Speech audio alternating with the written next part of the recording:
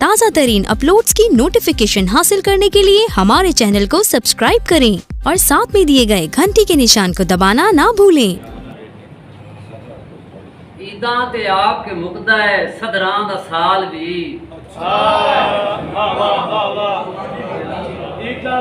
ईदा ते आके मुकदा है सदरां दा साल भी। सजना दा मेल होंदा है नसीबां दे नाल भी। और उचेचे पराहणियां नूं करैंदा मैं याद हां अज दी ए शाम नावे अख्तर दुतालवी।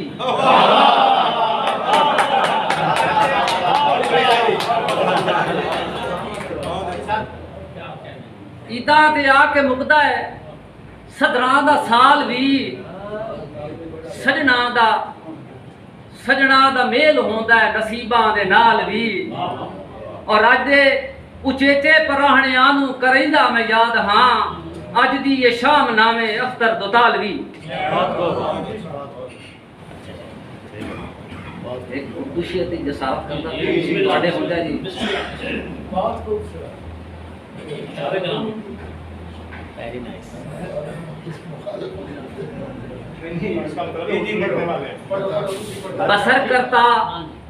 बसर करता तुझे तो हक वफा का मांग सकता था।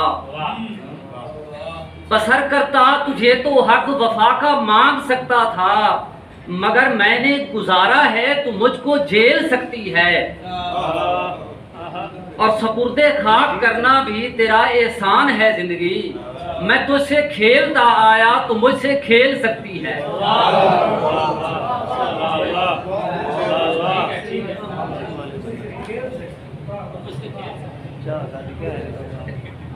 नज़म नमाज कि चूल्हे उत्ते पानी रख ताई बैठी माए। चूल्हे उत्ते पानी रख ताई बैठी माए। अपने बाला नूं विलाई बैठी माए।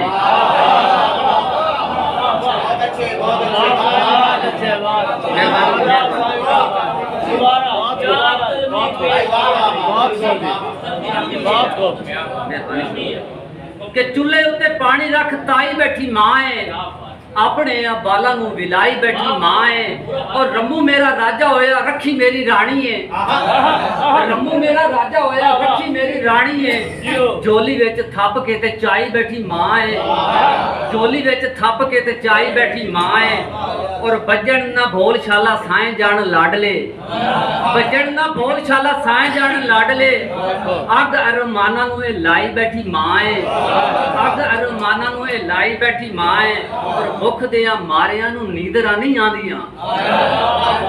भुख दिया मारिया नूं नींदरां नहीं आंदियां। लम्मियां कहानियां सुनाई बैठी मां है।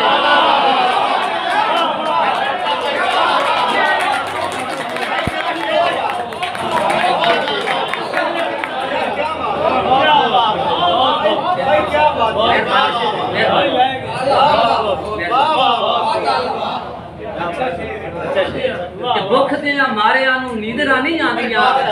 लम्मियां कहानियां सुनाई बैठी मां है। और आखिरी शेर है कि एदा भी अयाद होया कई नूं एहसास नहीं। एदा भी अयाद होया कई नूं एहसास नहीं। और मिट्टी दियां रोटियां पकाई बैठी मां है।